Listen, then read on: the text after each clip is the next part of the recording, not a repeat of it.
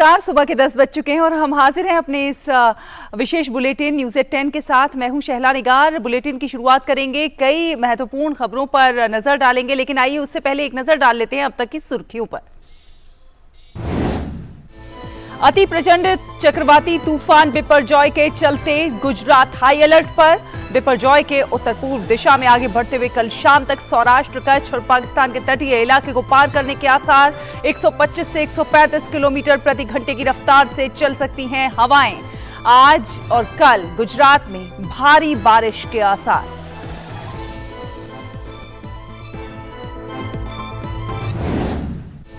प्रवर्तन निदेशालय ने मनी लॉन्ड्रिंग के मामले में तमिलनाडु के ऊर्जा मंत्री सेंथिल बालाजी को किया गिरफ्तार। लंबी पूछताछ के बाद पीएमएलए के प्रावधानों के तहत हुई है सेंथिल बालाजी की गिरफ्तारी।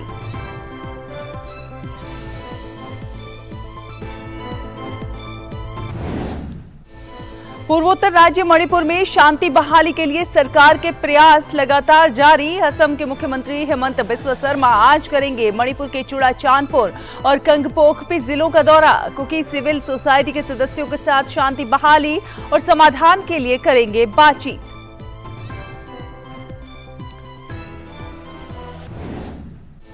भाजपा के राष्ट्रीय अध्यक्ष जेपी नड्डा अपने हिमाचल दौरे के अंतिम दिन आज मंडी में करेंगे जनसभा।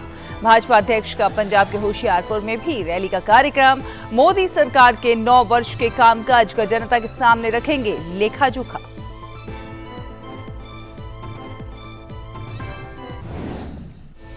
चेन्नई के पास महाबलीपुरम में आज से W20 शिखर सम्मेलन की शुरुआत। सम्मेलन में महिलाओं के स्वास्थ्य, लैंगिक समानता, सामाजिक और आर्थिक विकास पर एजेंडे के साथ सतत विकास लक्ष्यों को प्राप्त करने पर होगी चर्चा।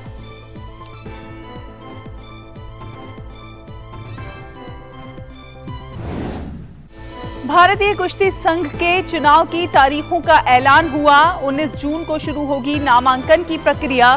6 जुलाई को सभी पदों के लिए होगा मतदान। उसी दिन आएंगे नतीजे। यौन शोषण के आरोपों में घिरे बृजभूषण शरण सिंह इस चुनाव से रहेंगे दूर।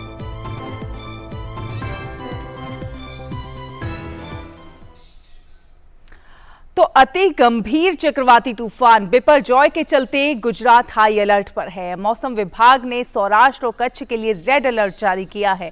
बिपरजॉय उत्तर पूर्व की दिशा में आगे बढ़ रहा है।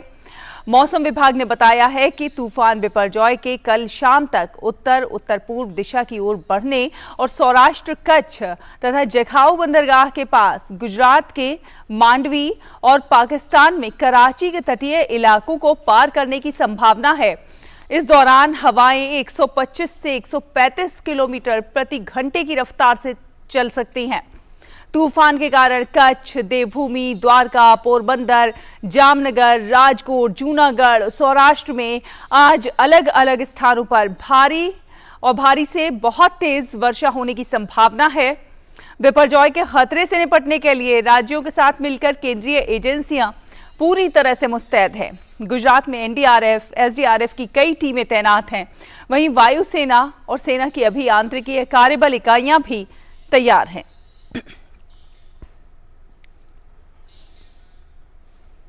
तो अति प्रचंड ये चक्रवाती तूफान बिपरजॉय पिछले 6 घंटों के दौरान 5 किलोमीटर प्रति घंटे की रफ्तार से उत्तर पश्चिम की दिशा की ओर आगे बढ़ रहा है। इसका केंद्र गुजरात में जखाऊ बंदरगाह से करीब 290 किलोमीटर दक्षिण पश्चिम देवभूमि, द्वारका के 300 किलोमीटर पश्चिम दक्षिण पश्चिम, नलिया के 310 किलोमीटर पश्चिम दक्षिण पश्चिम, पोरबंदर के 350 किलोमीटर और पश्चिम और पाकिस्तान के कराची से 370 किलोमीटर दक्षिण पश्चिम में स्थित होगा। मौसम विभाग ने बताया है कि तूफान बिपरजॉय के कल शाम तक उत्तर पूर्व की दिशा की ओर बढ़ने और सौराष्ट्र, कच्छ तथा जखाऊ बंदरगाह के पास गुजरात के मांडवी और पाकिस्तान में कराची के तटीय इलाकों को पार करने की संभावना है। इस भीषण चक्रवाती तूफान के कारण 125 से 135 किलोमीटर प्रति घंटे की तेज रफ्तार से हवाएं चल सकती हैं, जो बढ़कर 150 किलोमीटर प्रति घंटे तक भी पहुंच सकती हैं। तूफान के कारण कच्छ, देवभूमि, द्वारका, पोरबंदर, जामनगर, राजकोट, जूनागढ़ और सौराष्ट्र में आज अलग अलग स्थानों पर बहुत भारी वर्षा होने का संभावना है। कल बारिश की रफ्तार और तेज होने के भी आसार हैं। वहीं पोरबंदर और देवभूमि द्वारका जिले के तटीय क्षेत्रों में 65 से 75 किलोमीटर प्रति घंटे की तेज गति से हवाएं चल रही हैं, जो 85 किलोमीटर प्रति घंटे की रफ्तार तक। कल इन हवाओं की रफ्तार बढ़कर 125 से 135 किलोमीटर प्रति घंटा और अगले 12 घंटे में 150 किलोमीटर प्रति घंटे की रफ्तार से तेज हवाएं चलने का आसार है। और गुजरात में बिपरजॉय चक्रवात को लेकर मुख्यमंत्री भूपेंद्र पटेल ने लोगों से अपील की है। कहा है कि सरकार और प्रशासन द्वारा जारी जो दिशा निर्देश हैं उनका पालन किया जाए।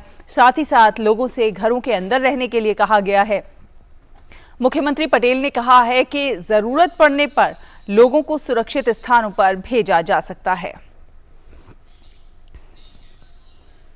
वहीं चक्रवाती तूफान को लेकर आज गुजरात में रेलवे अधिकारियों की बैठक हुई है। बैठक में राजकोट मंडल रेल प्रबंधक अनिल कुमार जैन भी मौजूद रहे। रेलवे ने तूफान को देखते हुए 36 ट्रेनों को कैंसिल कर दिया। राजकोट मंडल में एक इमरजेंसी कंट्रोल रूम ऑफिसर्स के द्वारा मैन किया जा रहा है राउंड द क्लॉक। साथ ही द्वारका, जामनगर और मोरबी में हमने एक मल्टी डिसिप्लिनरी टीम जिसमें सारे डिपार्टमेंट के ऑफिसर शामिल हैं और एक सीनियर ऑफिसर के नेतृत्व में तैनात की गई है, जिससे कि वो वहाँ पे रिस्टोरेशन का काम देख सके। यात्रियों की सेफ्टी को ध्यान में रखते हुए हमने 36 ट्रेनें पूरी तरह से कैंसिल करी हैं और कुछ ट्रेनों को हमने शॉर्ट टर्मिनेट किया और शॉर्ट ओरिजिनेट किया है। और गुजरात के अमरेली में सियालबेट के ग्रामीणों तक जरूरी सामान नावों से पहुंचाया जा रहा है। राज्य सरकार लगातार हालातों में पर नजर बनाए हुए है। पुलिस द्वारा सभी शिविरों में सब्जियां और दूध सहित आवश्यक सामान वितरित किए जा रहे हैं।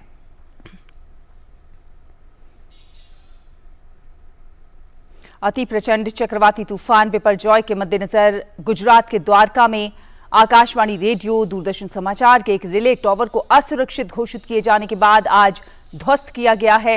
आकाशवाणी रेडियो के सहायक स्टेशन निदेशक रमेश चंद्र ने कहा कि चक्रवात बिपरजॉय के मद्देनजर असुरक्षित घोषित किए गए एक रिले टॉवर को यहां पर ध्वस्त कर दिया गया है। बाद में यहां पर नया टावर बनेगा। टावर को गिराया गया है क्योंकि ये अनसेफ डिक्लेयर कर दिया था। सिविल कंस्ट्रक्शन विंग हमारी है, तो फिर अनसेफ डिक्लेयर हो गया था। और उसके बाद रात में एसडीएम साहब का फ़ोन भी आया, डिप्टी कलेक्टर साहब का, कि इसको नीचे गिराओ, कोई कहीं गिरेगा, ये अगल बगल में बिल्डिंग है, डैमेज हो सकता है। तो उसकी वजह से हमें इमरजेंसी में आके जो है गिराना पड़ा और कोई हानि नहीं हुई। बिल्डिंग हमारी सेफ है, सब कुछ सेफ है। हाँ, यहाँ जो है अभी 100 मीटर टावर है जो अनसेफ था, तो अभी 10 किलोवाट का ट्रांसमीटर एफएम लगना है यहाँ, तो उसका जो है टावर नया बनाया जाएगा। तो बट अनफॉर्चुनेटली ये तूफान की वजह से इसको इमरजेंसी में हमें भी गिराना पड़ा है। मुंबई में भी चक्रवात बिपरजॉय का प्रभाव देखने को मिल रहा है। बिपरजॉय की वजह से समुद्र में ऊंची ऊंची लहरें उठ रही हैं। मौसम विभाग के अनुसार मुंबई समेत कई एक इलाकों में आज आंशिक रूप से बादल छाए रहेंगे और गरज के साथ वर्षा तथा आंधी आने की संभावना है। वहीं मुंबई हवाई अड्डे पर भी यात्रियों को उड़ानों में देरी या फिर उड़ानें रद्द किए जाने से दिक्कतों का सामना करना पड़ रहा है। एयर इंडिया ने बताया कि खराब मौसम और मुंबई हवाई अड्डे के एक रनवे को अस्थायी रूप से बंद करने के कारण उड़ानों में विलंब हुआ है और कुछ उड़ानें रद्द भी करनी पड़ी हैं। मुंबई हवाई अड्डे के प्रवक्ता ने स्पष्ट किया है कि केवल एयर इंडिया को इस समस्या का सामना करना पड़ रहा है, जबकि अन्य एयरलाइंस को कोई परेशानी नहीं हो रही है। और हमारे साथ हमारे संवाददाता मोरबी से रवि मोटवानी इस खबर पर ज्यादा जानकारी के साथ हमारे साथ जुड़ गए हैं। रवि, देखिए, प्राकृतिक आपदाएं जो हैं उन पर किसी का जोर नहीं है, लेकिन जरूरत है कि हम आपदा से कैसे निपटा जाए, उसका पहले से क्या कुछ भूमिका बनाई जाए, तो उसकी तैयारी होनी चाहिए। और यहाँ ये देखने को मिल रहा है कि आपदा से निपटने के पूरे प्रयास है, चाहे वो केंद्र सरकार हो चाहे राज्य सरकार हो, मिलकर आपदा से निपटने के प्रयास कर रहे हैं। लोगों को सुरक्षित स्थानों पर पहुंचाया जा रहा है। जी जरूर से जब से ये तूफान है वो गुजरात की तरफ आ रहा है, तब से प्रशासन पूरी तैयारी कर रहा है। गुजरात सरकार की बात करें तो जहां जहां पे ये तूफान टकराने की संभावना है उस दरियाई तटों पर मिनिस्टर नेशनल मिनिस्टर भी पहुंच चुके हैं और सेंट्रल मिनिस्टर भी पहुंच चुके हैं। वहां पे जायजा लिया जा रहा है कि किस तरह से ये तूफान टकराएगा। तूफान टकराने वक्त जो नुकसानी होगी उसके बाद लोगों को क्या क्या परेशानियां उठानी पड़ेगी उसके ऊपर भी ध्यान दिया जा रहा है, क्योंकि तूफान टकराने के बाद जो दिक्कतें होगी उसे जल्दी से जल्दी निपटा जाए उस बात पे ध्यान दिया जा रहा है। जैसे कि मोरबी के नवलखी की बात करें तो वहां पे मछुआरे ज्यादा रहते हैं और लगभग नवलखी ऐसा पोर्ट है जहां पे सबसे ज्यादा लिग्नाइट आता है, तो वो लिग्नाइट फिर से आना शुरू हो जाए और मछुआरे भी अपने काम पे फिर से लग जाए। तो उसके लिए प्रशासन ने पूरी तैयारी रखी है कि भाई जल्द से जल्द काम हो जाए, साथ में कोई कैजुअलिटी ना हो, किसी की जान ना जाए, साथ में लोगों की जान तो ठीक, साथ में जो पशु हैं उनकी जानों को भी परवाह की जा रही है, उन्हें भी पूरी तरह से घास चारा और ये खाने की चीजें मिलती रहे, उस पर भी प्रशासन की पूरी तैयारी होगी। जी बिल्कुल। चक्रवाती तूफान बिपरजॉय से निपटने के लिए एनडीआरएफ, एसडीआरएफ की टीमें तो तैनात हैं ही, लगातार प्रयास कर रही हैं। एक संदेश ये भी दिया जा रहा है सरकार की ओर से, जो सामाजिक संगठन है उनकी ओर से, कि घबराएं नहीं, सुरक्षित रहें। ये बहुत ज़्यादा ज़रूरी है, क्योंकि जब ऐसी कोई आपदा होती है तो जाहिर सी बात है लोगों में अफरा तफरी मच जाती है, लोग घबराने लगते हैं कि आगे क्या होगा। जी जरूर से, ये कुदरती आपदा है, इसका सामना हमें करना होगा, लेकिन हमें अपनी जिम्मेदारी को समझते हुए काम के बगैर बाहर न निकलना चाहे वो भी ध्यान रखना होगा, तो उसकी वजह से कैजुअलिटी हो सकती है। अगर जरूर हो तो ही घर से बाहर निकले और प्रशासन जो आपको सूचनाएं देता है उसका पूरा पालन कीजिए, वो भी प्रशासन बार बार कह रहा है। और मोरबी और मारिया जैसे वाकानेर तालुका सब लोग उसके पालन भी कर रहे हैं। जैसे साथ में बात करें मोरबी है जो इंडस्ट्रियल एरिया है, पिछले 3 दिनों से शायद सभी इंडस्ट्रियल एरिया जो है, सिरामिक है, पेपर मिल है, पॉलीटेक है, वो सब भी अभी बंद कर दी है, जिससे की जान न जाए और लोगों को पूरा सहयोग दीजिए। साथ में सब इंडस्ट्री बंद तो है, लेकिन आपदा के समय लोगों को खाने और उसकी दिक्कत न हो, उसमें भी पूरा सहयोग प्रशासन के साथ दे रहे हैं। जी बिल्कुल। और जो लोग जो निचले इलाके हैं रवि, वो ज़्यादा इफेक्टेड हैं और ऐसे में उन इलाकों से लोगों को विस्थापित करके दूसरी जगहों पर शिफ्ट किया जा रहा है, जो शेल्टर कैंप्स हैं उनमें पहुंचाया जा रहा है। अभी सभी लोगों को पहुंचा दिया गया है या अभी कुछ एरियाज ऐसे हैं जहां से लोगों को निकाला जाना बाकी है?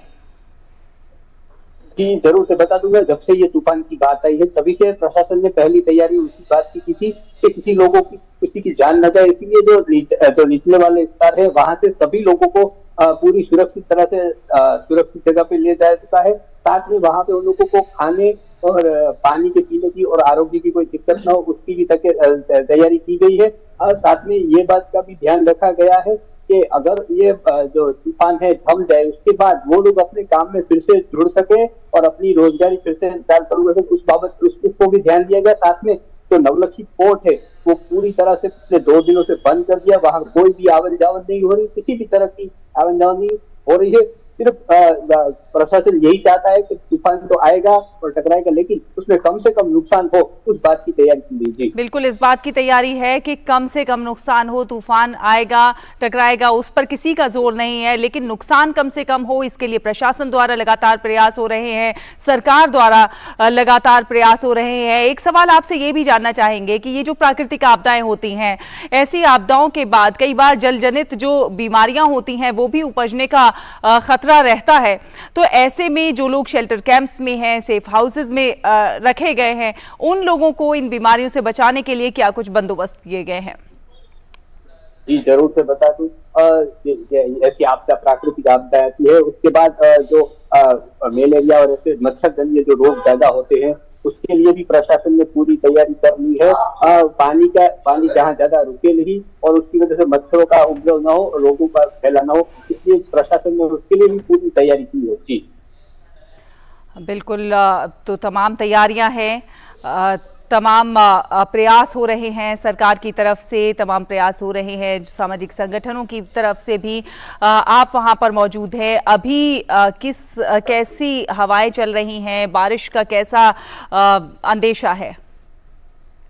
जी जरूर से बता दूं, चक्रवाती तूफान में 2 दिन बारिश होने की जो बात की थी, कल रात को बहुत ज्यादा बारिश और तूफान हुई थी। अभी तूफान चल रहा है लेकिन बारिश नहीं है, लेकिन हवाएं बहुत तेज चल रही है। प्रशासन ने उसके लिए ही जो तूफान की वजह से कितने संभावना होती है वो रोड को भी वहां से दूर करवा दिया। जी बिल्कुल रवि, आप अपनी नजर बनाए रखिए, इन हालात पर आगे भी आपसे चर्चा करेंगे। फिलहाल धन्यवाद आपका ये तमाम इनपुट्स हमारे दर्शकों तक पहुंचाने के लिए। फिलहाल एक छोटा सा ब्रेक लेते हैं, ब्रेक के उस पार कुछ और खबरें होंगी, आप देखते रहिए DT news. I practice yoga every day. It has nurtured and enriched my life. संग संग चलो बढ़ते रहो, योग सभी करते रहो। संग संग चलो बढ़ते रहो, योग सभी करते रहो। योग करने से स्मरण शक्ति बढ़ती है, सब आसानी से याद हो जाता है। योगा ही जीवन का एक आधार है। योग से बॉडी बहुत फ्लेक्सिबल होती है। बढ़ते रहो, योग सभी करते रहो। मैं प्रतिदिन योग करता हूँ, इसने मेरा सामर्थ्य और आत्मविश्वास बढ़ाया है। आप भी योग अपनाएं, स्वस्थ, सानंद और ऊर्जावान रहें। आयुष मंत्रालय, भारत सरकार द्वारा जनहित में जारी। वसुधैव कुटुंबकम्।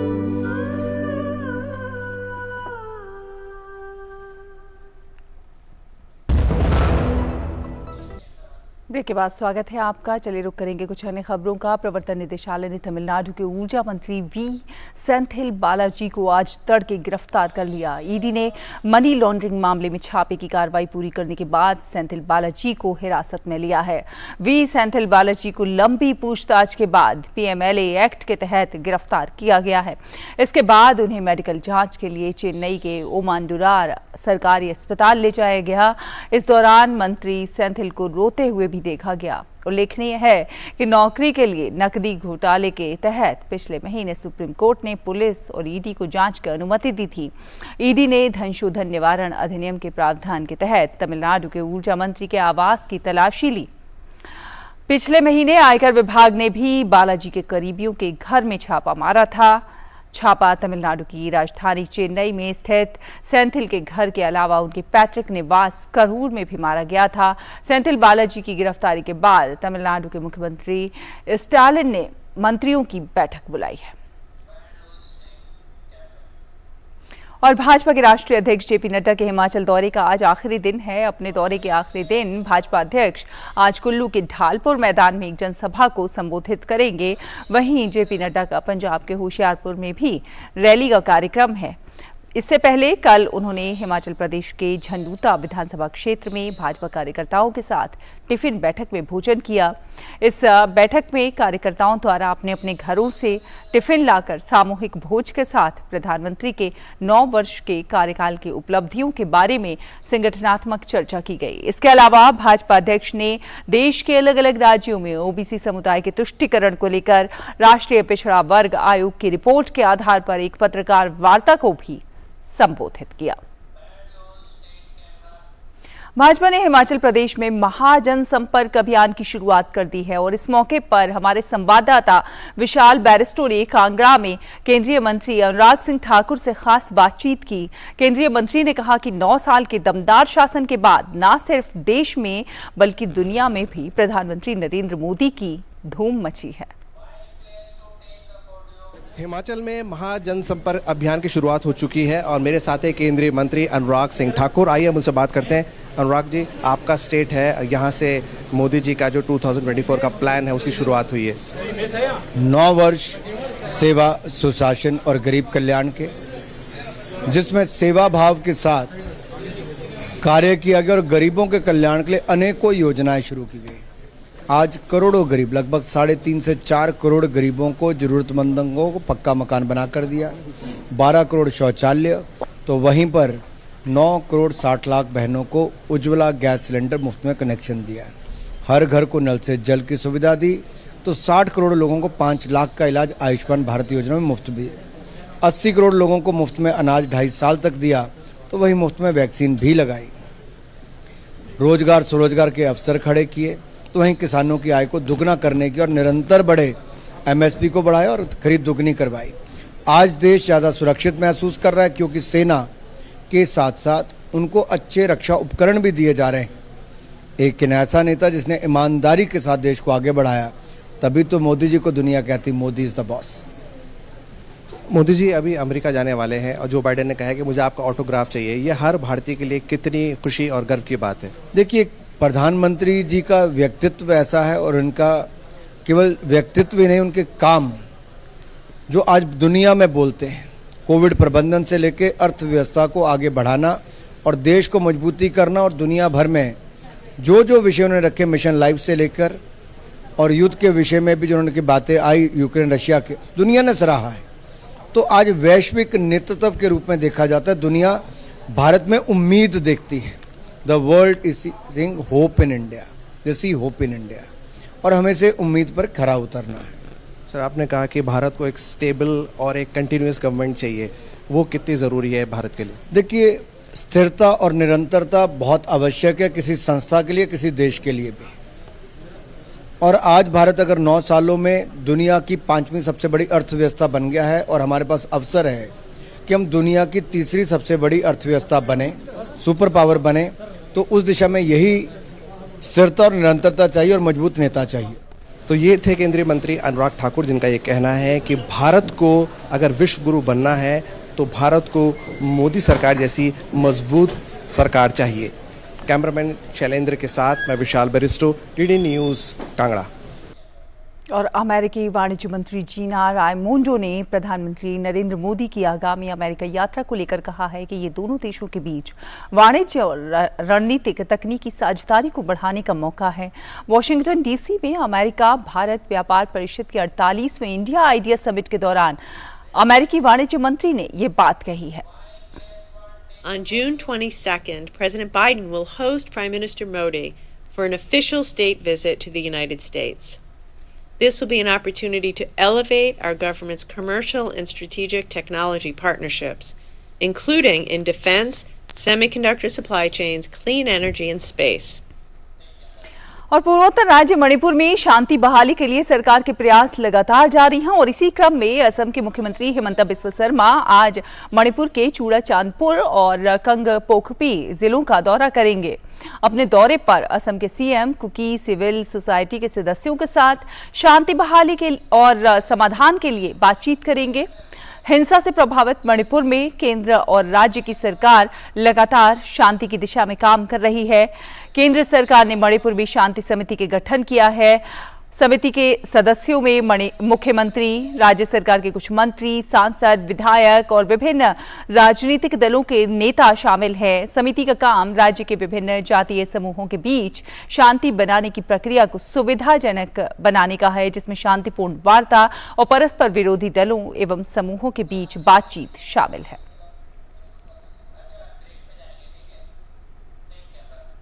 यहाँ रुकेंगे एक छोटे से ब्रेक के लिए। ब्रेक के उस पार कुछ और खबरें होंगी, आप देखते रहिए डीडी न्यूज़। योग कर रहे हैं ना, ये भी दुनिया को इंडिया ने दिया है। वाह पापा, अरे बेटा योग से हमें 0 कॉस्ट पे हेल्थ इंश्योरेंस भी मिलता है। पापा फिर तो मैं रोज योग करूंगी।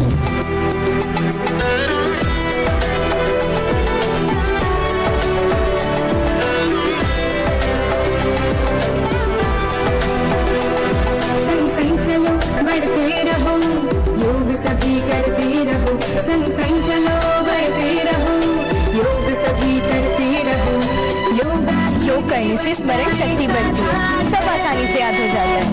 योगा ही जीवन का एक आधार है। योग से बॉडी बहुत फ्लेक्सिबल होती है। बढ़ते रहो, योग सभी करते रहो। आयुष मंत्रालय, भारत सरकार द्वारा जनहित में जारी।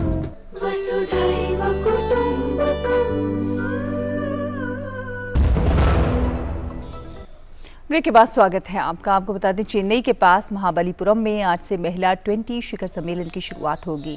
केंद्रीय महिला एवं बाल विकास मंत्री स्मृति ईरानी इस कार्यक्रम में मुख्य भाषण देंगी।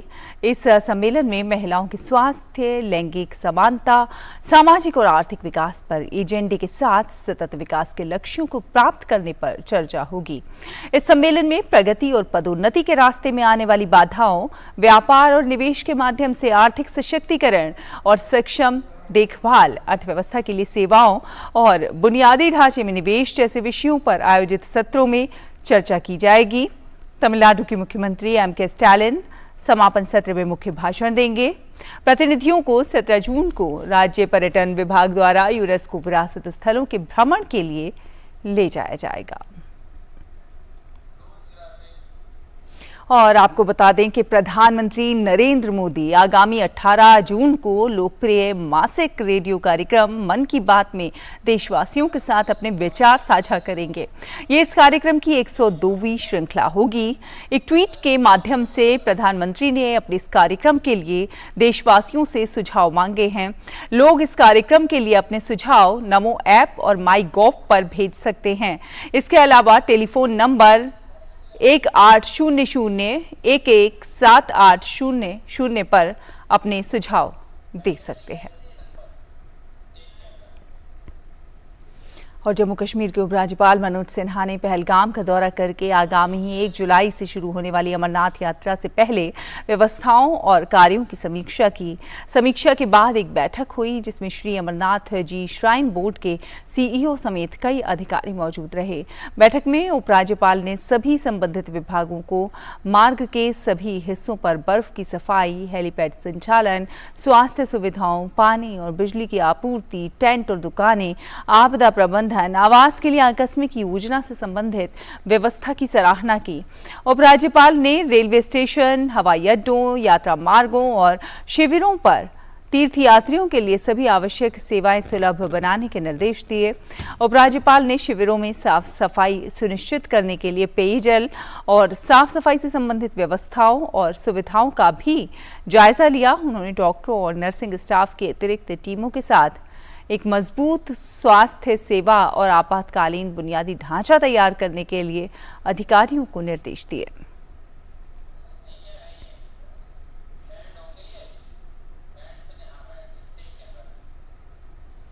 और हर साल 21 जून को अंतर्राष्ट्रीय योग दिवस मनाया जाता है। इस बार भी योग दिवस को खास बनाने के लिए विश्व भर में कई कार्यक्रमों का आयोजन हो रहा है। केंद्रीय मंत्री सर्बानंद सोनोवाल ने बताया कि अंतर्राष्ट्रीय योग दिवस 21 जून को मध्य प्रदेश के जबलपुर में आयोजित किया जाएगा। उन्होंने कहा कि योग की लोकप्रियता दिन प्रतिदिन बढ़ती जा रही है। सारे देश की जनता को लेकर प्रधानमंत्री नरेंद्र मोदी जी के नेतृत्व में इस बार भी योग का सफलतापूर्वक आयोजन होगा। अंतर्राष्ट्रीय योग दिवस अगली 21 जून को हमारे देश की मध्य प्रदेश के जबलपुर में उनका आयोजन किया गया है। और जैसे पिछले 8 एडिशन तक आप लोगों ने देखी है, परम आदरणीय प्रधानमंत्री जी के नेतृत्व ने आज योग को दुनिया के मानव समाज की एक अधिक प्रिय एक विषय के हिसाब से उनको स्वीकार की है। और सब लोगों ने मान ली है कि योग अभ्यास से अगर कोई जुड़े, कोई भी व्यक्ति जुड़े, वो हमेशा निरोगी रह सकता है, खुशी रह सकता है, तंदुरुस्त रह सकता है। यानी कि योग है ये शरीर का विज्ञान, ये मन के विज्ञान। तो इस विज्ञान को आज दुनिया के मानव समाज ने स्वीकार किया है और उसका सही लाभ भी मिला है। तो इसके लिए आज दिनों दिन इसका लोकप्रियता बढ़ रहा है। तो इस साल भी हम लोगों ने देश विदेश में माननीय प्रधानमंत्री जी के नेतृत्व में इंटरनेशनल डे ऑफ योगा को सफल बनाने के लिए अलग अलग कार्यक्रम रचना की है। आपको मालूम है ग्लोबल स्टेज पर ओशन रिंग का कार्यक्रम प्रस्तुत की गई है और आर्कटिक टू एंटार्क्टिका और south pole to north pole, उसी हिसाब से ग्लोबल स्टेज पर हमारे हर देश का सहयोग से हम इसको एक्सटर्नल अफेयर्स मिनिस्ट्री के जरिए, डिफेंस मिनिस्ट्री के जरिए, ministry of port shipping waterways और हमारे अलग अलग भारत सरकार के मंत्रालय की सहयोग से हम इसके कार्यक्रम को बढ़ावा देने के लिए हम लोगों ने लगे हुए हैं। और साथ साथ में देश के अंदर हर ग्रामीण क्षेत्र पर योग अभ्यास की जाएगी, कॉमन योगा प्रोटोकॉल डेमोन्स्ट्रेट की जाएगी। योगा भारतमाला के कार्यक्रम भी रचना की गई है और अमृत सरोवर 50,000 से अधिक अमृत सरोवर है, उसमें भी योग अभ्यास की जाएगी। और हर जो हमारे health and wellness centre 1.5 lakh से अधिक, वहाँ भी योग अभ्यास की जाएंगे। इसी हिसाब से सारे देश के जनता को साथ लेकर परम आदरणीय प्रधानमंत्री जी के नेतृत्व में इस बार भी सफल रूप दिया जाएगा और आप सबको मालूम है दिनों दिन दुनिया का ये सबसे प्रिय विषय बन चुका है और दुनिया का मानव समाज ने इन चीजों को आप अधिक निष्ठा से उसको स्वीकार किया है। तो इसके वजह से आज लोकप्रियता बढ़ चुका है और इसके जरिए मानव समाज को कैसे जोड़ा जाए, अधिक शक्तिशाली किया जाए विश्व में, इस पर मोदी जी ने जो भी कदम उठाए हैं ये बहुत सराहनीय है। तो मुझे लगता है कि हम सबको उसी दिशा पर बड़े निष्ठापूर्वक आगे बढ़ाना चाहिए। और आपको बता दें कि दक्षिण कश्मीर में राज्य जांच एजेंसी की टीम ने दक्षिण कश्मीर के 3 जिलों में छापा मारा है। आधिकारिक सूत्रों के मुताबिक पुलिस और सीआरपीएफ के साथ मिलकर एसआईए ने दक्षिण कश्मीर के पुलवामा, शोपियां और अनंतनाग जिले में छापेमारी की है। ये छापा bank ATM guard Sanjay Kumar Sharma हत्याकांड की जांच के सिलसिले में किया गया है। आतंकियों ने इसी साल 26 फरवरी को पुलवामा के अच्छन गांव में कश्मीरी पंडित संजय शर्मा को गोली मारकर उनकी हत्या कर दी थी। संजय शर्मा घाटी में एक बैंक में गार्ड के तौर पर कार्यरत थे। इससे पहले एसआईए ने 1 जून को भी इसी सिलसिले में पुलवामा, शोपियां और अनंतनाग जिले में 9 अलग-अलग स्थानों पर छापेमारी की थी। और मथुरा में वृंदावन के प्रेम मंदिर के लकड़ी गोदाम में आग लगने की घटना हुई है। आग लगने की सूचना मिलते ही मौके पर दमकल की कई गाड़ियों ने पहुंचकर मुश्किल से आग पर काबू पाया। आग को बुझाने में करीब 3 से 4 घंटे लगे। गोदाम में आग लगने के कारणों के बारे में कोई जानकारी नहीं मिल पाई है। इस घटना में कोई हताहत नहीं हुआ है।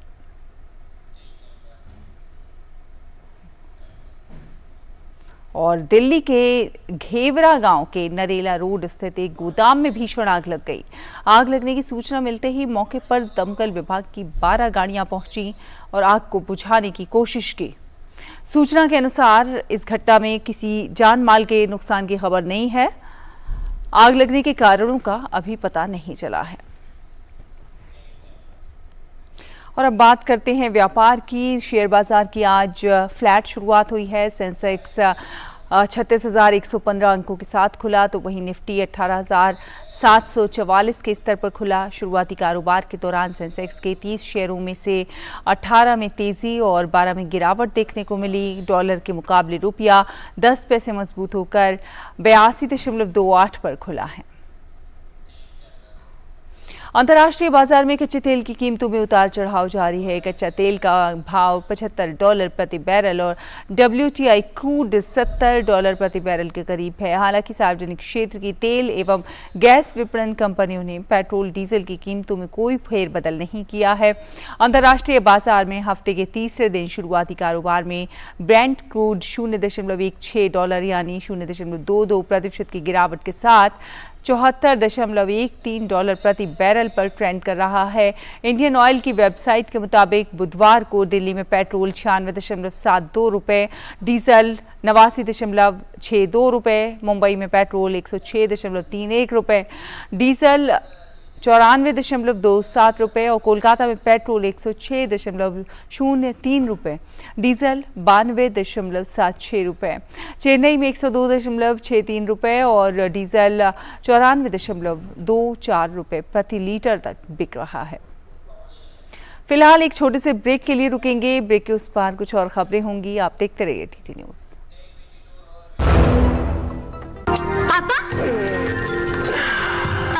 क्या आर्यभट्ट ने जीरो की खोज की थी? हाँ बेटा, दुनिया को जीरो इंडिया ने दिया था और ये जो हम योग कर रहे हैं ना, ये भी दुनिया को इंडिया ने दिया है। वाह पापा।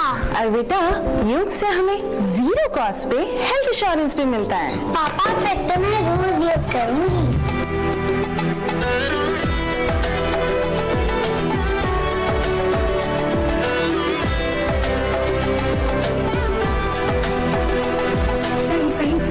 बढ़ते रहो, योग सभी करते रहो, संग संग चलो बढ़ते रहो, योग सभी करते रहो।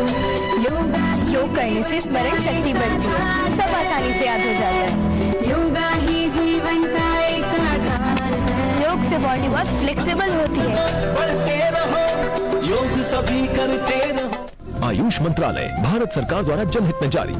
वसुधैव कुटुंबकम्।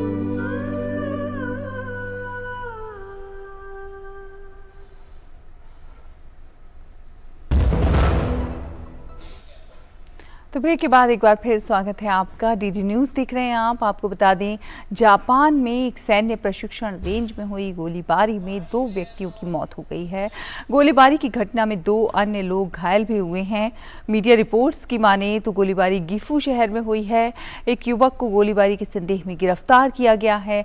जांचकर्ताओं ने बताया कि इस घटना में कोई आम नागरिक घायल नहीं हुआ है। जापान में इस तरह की गोलीबारी बहुत कम होती है क्योंकि बंदूक रखने वाले को कठोर निरीक्षण प्रक्रिया से गुजरना पड़ता है। पूर्व अमेरिकी राष्ट्रपति डोनाल्ड ट्रंप ने गोपनीय दस्तावेज मामले में संज्ञेय आपराधिक आरोपों पर दोषी होने से इनकार किया है। उन पर पद छोड़ने के बाद अवैध रूप से राष्ट्रीय सुरक्षा से संबंधित दस्तावेज रखने और अधिकारियों द्वारा उन्हें मांगे जाने पर झूठ बोलने का आरोप है। इस मामले में मियामी, फ्लोरिडा की संघीय अदालत ने आत्मसमर्पण करने पर उन्हें गिरफ्तार कर लिया, पर सुनवाई के बाद उन्हें बिना शर्त जाने की अनुमति दी गई। न्यायाधीश जोनाथन गुडमैन के समक्ष अर्जी में ट्रंप ने कहा कि वो गोपनीय दस्तावेज मामले में दोषी नहीं हैं। ट्रंप को बिना किसी शर्त या यात्रा प्रतिबंधों के बिना अदालत छोड़ने की अनुमति दे दी गई है। ट्रंप ने आज सुबह प्रेस को संबोधित करते हुए अपने खिलाफ अभियोग को शक्ति का गलत और जघन्य दुरुपयोग बताया है। और दक्षिणी यूक्रेन के बंदरगाह शहर ओडेसा पर रूसी मिसाइल हमले में कम से कम 3 लोगों की मौत हो गई है और 13 लोग घायल हो गए हैं। क्षेत्र के सैन्य प्रशासन के प्रवक्ता सेर्ही ब्राचुक ने इस बात की जानकारी दी। रूस के मिसाइल हमले के बाद यूक्रेनी नागरिक जान बचाने के लिए सुरक्षित जगहों की ओर भागने लगे। यूक्रेन की सेना ने बाखमुत के नज़दीक रूसी सेना पर हमला किया। यूक्रेन के 3रे असॉल्ट ब्रिगेड ने वीडियो इस हमले का जारी किया है। यूक्रेन के उप रक्षा मंत्री हाना मलियार ने कहा है कि यूक्रेन की सेना इस पूर्वी शहर के नज़दीक 250 मीटर तक आगे बढ़ी। रूस ने आधिकारिक तौर पर यूक्रेन के दावे को स्वीकार नहीं किया है और कहा है कि उसने यूक्रेन के हमले को नाकाम किया है। यूक्रेन के राष्ट्रपति वोलोदिमीर ज़ेलेंस्की ने यूक्रेन की सेना के बखमुत शहर के पूर्व और युद्ध के दक्षिण मोर्चे पर आगे बढ़ने की सराहना की है। अपने रात के वीडियो संबोधन में दक्षिण मोर्चे पर तावरिया में अपने सेना के आगे बढ़ने की प्रशंसा की उन्होंने और कहा कि हर एक भूमि का 1 इंच भी मुक्त कराना है। राष्ट्रपति ने मध्य यूक्रेन में अपने गृहनगर क्रीवी रिह में रूसी मिसाइल हमले के बारे में बात करते हुए कहा कि मिसाइलों के कुछ घटकों का निर्माण यूक्रेन के साझेदार देशों में किया गया था। अमेरिका यूक्रेन को एक सैन्य सहायता का एक नया पैकेज देगा जो कुल $32.5 करोड़ तक होगा। रूस के खिलाफ जवाबी कार्रवाई को मजबूत करने के उद्देश्य से रॉकेट, मिसाइल और अन्य गोला बारूद भी भेजा जाएगा। अधिकारियों ने कहा कि इस सहायता में प्रशिक्षण के लिए धनराशि भी शामिल है। पेंटागन ने कहा कि अमेरिका यूक्रेन की हथियारों से मदद कर रहा है क्योंकि रूस के खिलाफ यूक्रेन का जवाबी हमला जारी है। यूक्रेन युद्ध समाप्त करने और संकट सुलझाने के लिए रूसी राष्ट्रपति व्लादिमीर पुतिन ने पश्चिमी देशों में सैन्य मदद बंद करने की बात कही है। पुतिन का मानना है कि यूक्रेन संघर्ष के पीछे पश्चिमी देशों का हाथ है। पुतिन ने कहा कि रूस अपने विशेष सैन्य अभियान के जरिए धीरे धीरे यूक्रेन का असैन्यीकरण करने में लगा है। अगर पश्चिमी देश संघर्ष को हल करना चाहते हैं तो उन्हें कीव को हथियार देना बंद करना होगा। उन्होंने जोर देकर कहा कि पश्चिम को यूक्रेन को हथियारों की आपूर्ति बंद करने की जरूरत है अगर वो जारी संघर्ष को हल करना चाहते हैं। लेकिन पुतिन के इस प्रस्ताव के कुछ देर बाद ही अमेरिका ने यूक्रेन को $325 मिलियन के नए रक्षा पैकेज का ऐलान कर दिया। इससे साबित होता है कि अमेरिका समेत पश्चिमी देश यूक्रेन के खुद हार मानने तक सैन्य सहायता देना जारी रखेंगे। अंतर्राष्ट्रीय परमाणु ऊर्जा एजेंसी के महानिदेशक राफेल ग्रॉसी जापोरिजिया परमाणु ऊर्जा संयंत्र का दौरा करेंगे। ये दौरा पिछले सप्ताह परमाणु संयंत्र के पास बांध के टूटने के बाद हो रहा है। दौरे से पहले राफेल ग्रॉसी ने यूक्रेन के राष्ट्रपति वोलोदिमीर ज़ेलेंस्की से मुलाकात की। अंतर्राष्ट्रीय परमाणु ऊर्जा एजेंसी ने रविवार को कहा कि कखोवका बांध के नीचे की ओर नष्ट होने के कारण जलाशय के पानी का एक बड़ा हिस्सा खो जाने के बाद उसे जल स्तर की जांच करने के लिए संयंत्र के पास साइट का दौरा करने की जरूरत है। और अमेरिकी विदेश विभाग ने ईरान के साथ अंतरिम नाभिकीय समझौते की खबरों को पूरी तरीके से गलत बताया है। विदेश विभाग के प्रवक्ता मैथ्यू मिलर ने कहा है कि रिपोर्ट का एक बहुत बड़ा हिस्सा या तो गलत है या भ्रामक है। मिलर ने आश्वासन दिया कि राष्ट्रपति जो बाइडेन का प्रशासन इस बात को सुनिश्चित करेगा कि ईरान कभी भी परमाणु हथियार प्राप्त न करे। बाइडेन प्रशासन ने बार बार कहा है कि वो ईरान को परमाणु हथियार हासिल नहीं करने देगा और इसको लेकर सभी विकल्प भेज रहे हैं। नाइजीरिया नौका दुर्घटना में कम से कम 150 लोगों की मौत हो गई है। भार क्षमता से अधिक लोगों को लेकर जा रही ये नाव बुधवार सुबह नदी में पलट गई। गोताखोर बाकी लोगों को तलाश रहे हैं। पुलिस प्रवक्ता ओकासनमी अजियाई के मुताबिक ये हादसा उत्तरी नाइजीरिया में हुआ है। नदी में नौका हादसे का शिकार हुए ये लोग शादी समारोह से लौट रहे थे। उन्होंने कहा कि इस नाव में करीब 180 लोग सवार थे। नाव मध्य नाइजर राज्य और उत्तर पश्चिम केबी राज्य में वारा के बीच नदी में पलटी। स्पेन के कैटालान इलाके में भारी बारिश होने के कारण सड़कों पर पानी भर गया। पानी भरने से वाहनों की आवाजाही में काफी परेशानी का सामना करना पड़ा।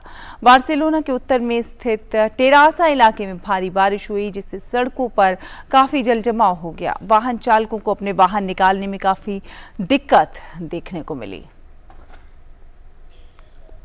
और अमेरिका के विशेष जलवायु दूत जॉन केरी ने कहा है कि जलवायु परिवर्तन से निपटने के लिए वैश्विक कदम उठाए जाने की जरूरत है। संयुक्त राष्ट्र सुरक्षा परिषद को संबोधित करते हुए जॉन केरी ने कहा कि दुनिया को कोयले और अन्य जीवाश्म ईंधन पर अपनी निर्भरता को तेजी से कम करना चाहिए। साथ ही साथ उन्होंने कहा कि ये एक ऐसा संकट है जिस पर देशों को हर साल अरबों डॉलर खर्च करना होता है, जिसे हमें रोकने की ज़रूरत है। अमेरिका चीन के बाद दुनिया का दूसरा सबसे बड़ा ग्रीन हाउस गैसों का उत्सर्जक है।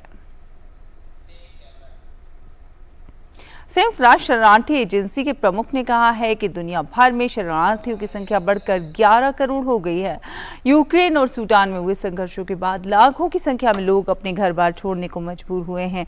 UNHCR की तरफ से कल जारी रिपोर्ट के अनुसार पिछले साल के अंत तक करीब 1 करोड़ 90 लाख लोग मजबूरी में अपना घर छोड़े थे, जिसकी कुल शरणार्थियों की संख्या 10 करोड़ 84 लाख हो गई थी।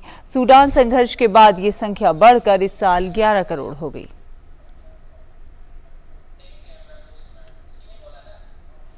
और अमेरिका ने पाकिस्तान में बीती 9 मई को हुई हिंसा के मामले में सैन्य कार्रवाई पर चिंता जताई है। विदेश विभाग के प्रवक्ता मैथ्यू मिलर ने कहा है कि अमेरिका पाकिस्तान में नागरिकों के खिलाफ की जा रही सैन्य कार्रवाई से परिचित है। मिलर ने कहा कि अमेरिका लगातार पाकिस्तान से लोकतांत्रिक सिद्धांतों और कानून के शासन का सम्मान करने की अपील कर रहा है ताकि संविधान की सर्वोच्चता कायम हो सके। साथ ही साथ उन्होंने ये भी कहा कि अमेरिका पाकिस्तानी शीर्ष अधिकारियों के साथ मानवाधिकार, लोकतंत्र, सुरक्षा, पत्रकारों की सुरक्षा और कानून के राज का सम्मान आदि को लेकर बातचीत करते आ रहा है।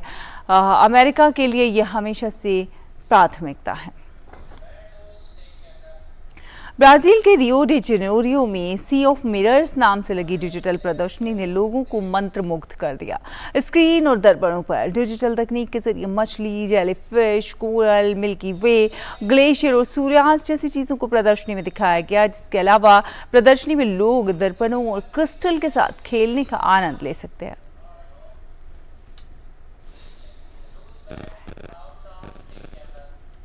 फिलहाल एक छोटा सा ब्रेक के उस पर कुछ और खबरें आप देखते रहिए DD न्यूज़।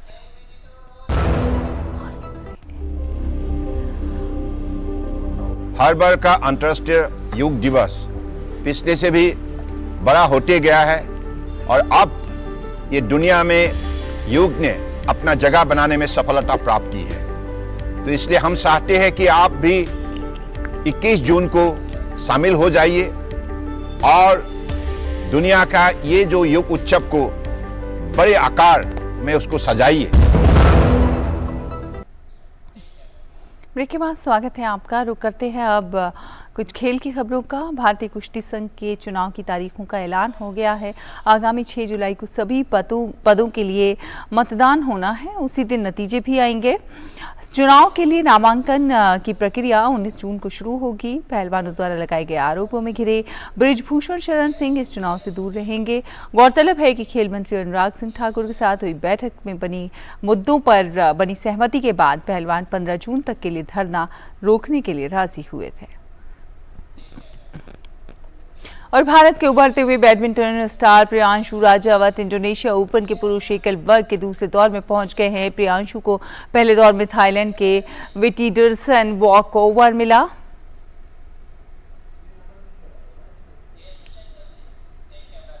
वहीं महिला एकल में आकर्षि कश्यप को हार का सामना करना पड़ा और पहले ही दौर में आकर्षि को कोरिया के एन से यंग ने 21-10, 21-4 के अंतर से हराया।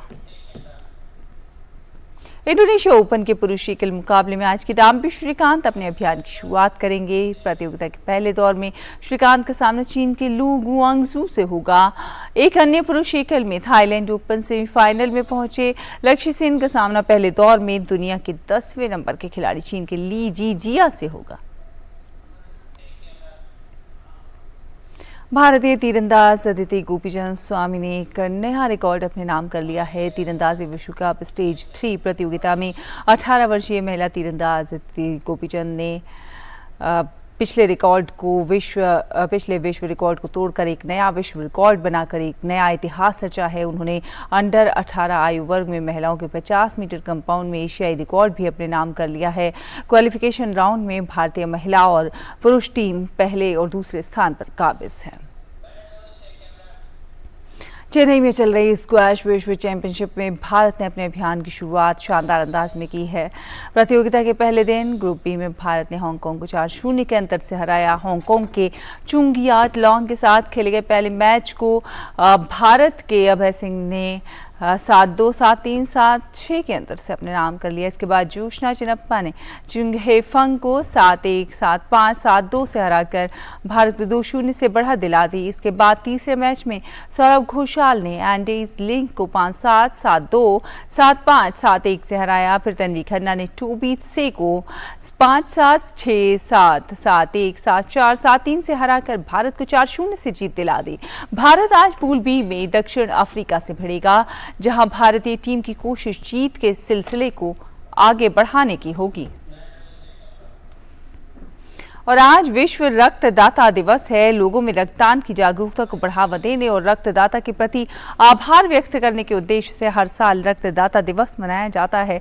रक्तदान करने से किसी जरूरतमंद की मदद की जा सकती है और उसकी जान बचाई जा सकती है। स्वास्थ्य मंत्री मनसुख मांडविया ने विश्व रक्तदाता दिवस पर ट्वीट किया है, जिसमें उन्होंने लिखा है कि आइए हम सब नियमित रूप से रक्तदान करने का संकल्प करें और किसी को जीवन का अमूल्य उपहार दें।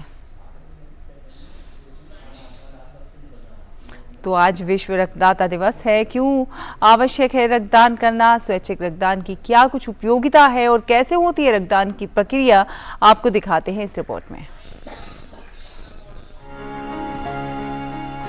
हर वर्ष 14 जून को मनाया जाता है विश्व रक्तदाता दिवस। इसका उद्देश्य है रक्तदान के महत्व के विषय में जानकारी देना और सभी को स्वैच्छिक रक्तदान के लिए जागरूक करना। आज विश्व रक्तदाता दिवस है और इस अवसर पर मैं लोगों को ये बताना चाहूँगी कि रक्तदान एक बहुत ही सरल प्रक्रिया है। आप लोग आगे आकर अपने आसपास के ब्लड सेंटर में जाकर या आसपास के कैंपों में जाकर आप रक्तदान कर सकते हैं। इस वर्ष का स्लोगन है give blood, give plasma, share life, share often. Share often पे एम्फोसिस इसीलिए किया जा रहा है कि लोग एक बार ब्लड देकर निश्चिंत हो जाते हैं, लेकिन ये हमारे शरीर को बार बार ये ब्लड की आवश्यकता पड़ती रहती है। बहुत ज़्यादा मात्रा में ब्लड की आवश्यकता पड़ती रहती है। रक्तदान एक सरल प्रक्रिया है जिसमें लगभग 20 मिनट का समय लगता है। इस प्रक्रिया के दौरान रक्तदाताओं को किसी प्रकार की कोई समस्या या तकलीफ नहीं होती। वो आधे घंटे में ही घर जा सकता है। खून की मात्रा डोनर के सरप्लस ब्लड से ली जाती है, जो 21 दिन में दोबारा बन जाता है। व्यक्ति हर 3 महीने में रक्तदान कर सकता है। छोटे छोटे बच्चों को स्कूलों में हमें इन्वॉल्व करना चाहिए। Slogan writing competition, poster making competition, नुक्कड़ नाटक उनको करना चाहिए, उन्हें सिखाना चाहिए और कैंपों में भी उनका सहयोग हमें लेना चाहिए। बच्चों को कैंप्स में भाग लेना चाहिए एज वॉलंटियर्स और वो वहाँ पर बहुत तरीके से हेल्प कर सकते हैं। रिफ्रेशमेंट बांटने में हेल्प कर सकते हैं, डोनर फॉर्म भरवाने में हेल्प कर सकते हैं, डोनर्स को गाइड कर सकते हैं। इससे उनके अंदर एक भावना उत्पन्न होगी कि जब वो 18 साल के हो जाएंगे उसके बाद वो regular voluntary donor life long बन सकते हैं। यदि व्यक्ति को रक्त संबंधी विकार हो जाए, चोट लगने की स्थिति उत्पन्न हो या किसी अन्य कारण से शरीर में रक्त की कमी हो जाए तो रक्त चढ़ाने की आवश्यकता पड़ती है। थैलेसीमिया, सिकल सेल डिजीज और हीमोफीलिया जैसी बीमारियों में जीवन भर नियमित रूप से रक्त चढ़ाना पड़ता है। वहीं बड़े ऑपरेशन या सर्जरी में भी रक्त चढ़ाने की आवश्यकता पड़ती है। हमें बार बार आगे आकर रक्तदान करना चाहिए। अगर हम पुरुष हैं तो हम साल में 4 बार कर सकते हैं और महिलाएं साल में 3 बार कर सकती हैं। ये प्रक्रिया बहुत ही सरल है। आप अपने आसपास के ब्लड सेंटर्स को कांटेक्ट कर सकते हैं या अगर कोई कैंप आसपास लगा है वहां जाकर दे सकते हैं। आपके द्वारा किया गया रक्तदान कई लोगों की जिंदगी बचा सकता है। रक्तदान अवश्य करें। किरण भारद्वाज, डीडी न्यूज। और आइए अब देखते हैं आज का योग सूत्र।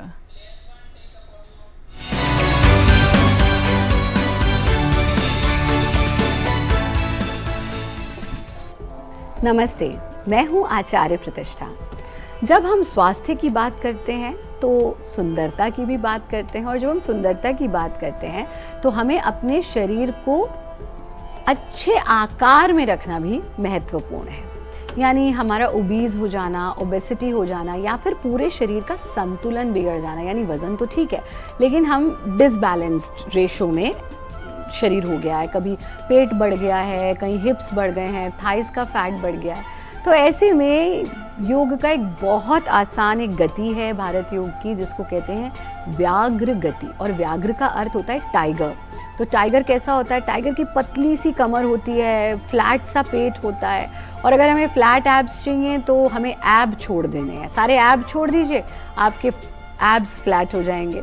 और इसी प्रकार से व्याघ्र गति का अगर हम नियमित अभ्यास करते हैं तो ये हमें टाइगर की तरह ही, क्योंकि व्याघ्र की ही तरह हमें स्ट्रेंथ, स्टेमिना, स्पीड देता है, हमारे शरीर को आकृति में लाता है और विशेष रूप से हमारा जो एब्डोमिनल फैट है और हमारा हिप फैट है, इन दोनों को रिड्यूस करता है, फेफड़ों की क्षमता को बढ़ाता है। और अगर आपको लंग्स से जुड़ी हुई, फेफड़ों से जुड़ी हुई कोई भी समस्या है तो भी आपके लिए बहुत अच्छा है और हमारे घुटनों के स्वास्थ्य के लिए भी बहुत अच्छा है।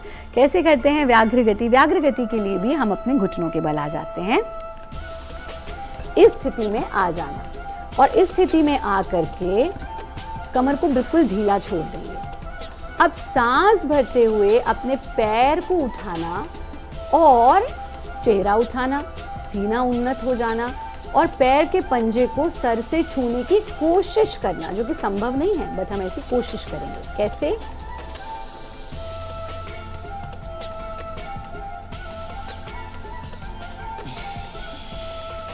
सांस छोड़ते हुए पैर को आगे लाना और कोशिश करना कि आप अपने माथे से घुटने को छूने का प्रयास कर रहे हैं। सिर्फ प्रयास, ये संभव नहीं है। तो आप इसे एक साथ देखिए। Inhale, exhale, inhale, exhale, inhale, exhale। ऐसा 10 बार दाएं पैर से करेंगे। जल्दबाजी नहीं करनी है, हमें बहुत सिंक्रोनाइज्ड वे में संतुलन के साथ अभ्यास करना। और फिर बाएं पैर से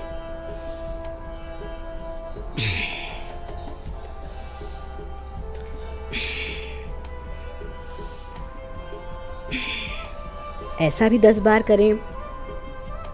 फिर वज्रासन में बैठकर अपनी सांस को संतुलित होने दें। थोड़ी देर अपनी सांस को आते और जाते हुए देखना। आपको ये करने के बाद थोड़ा सा हैवी ब्रीदिंग होगी तो तब थोड़ा सा रुक करके सांस को संयमित कर लीजिए। बस व्याघ्र गति को 10-10 बस यानी 10-10 बार हमें दोनों तरफ से दोहराना है। ये आपके एब्डोमिनल फैट को, आपके हिप फैट को तो कम करेगा ही करेगा, साथ ही में ये आपको अनेक और बेनिफिट्स देगा। आप हमारा कार्यक्रम देखते रहें। योगी बने, उपयोगी बने, सहयोगी बने, निरोगी बने।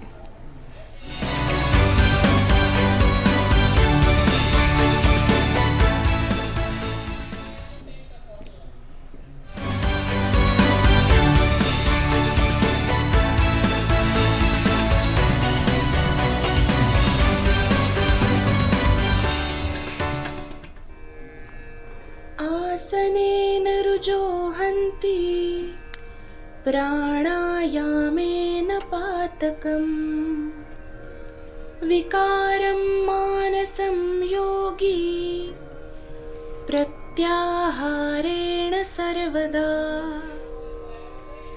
धारणाभिर्मनोधैर्यं याति चैतन्यमद्भुतम् समाधौ मोक्षमाप्नोति त्यक्त्वा कर्मशुभाशुभम्।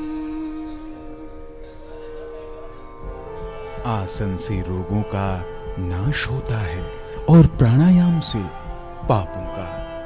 योगी के मन के विकार प्रत्याहार से दूर हो जाते हैं। धारणा से मन में धैर्य आता है तथा अद्भुत चैतन्य की प्राप्ति होती है।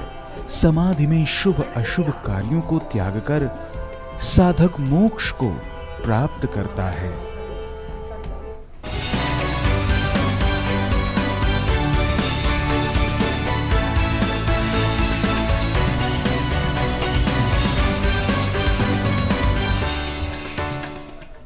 तो इसी के साथ इस बुलेटिन में बस इतना ही। डीडी न्यूज़ पर खबरों का सफर लगातार जारी है। देखते रहिए डीडी न्यूज़। नमस्कार।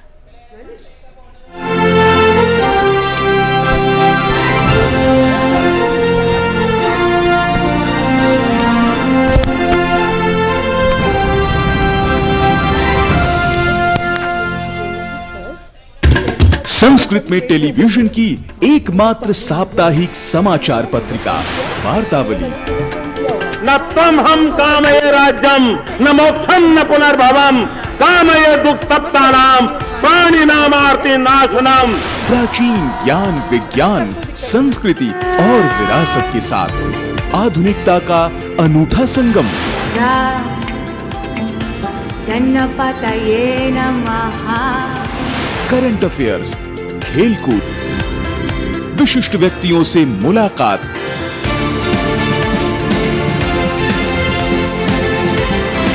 और लोकप्रिय फिल्मी गीत संस्कृत में।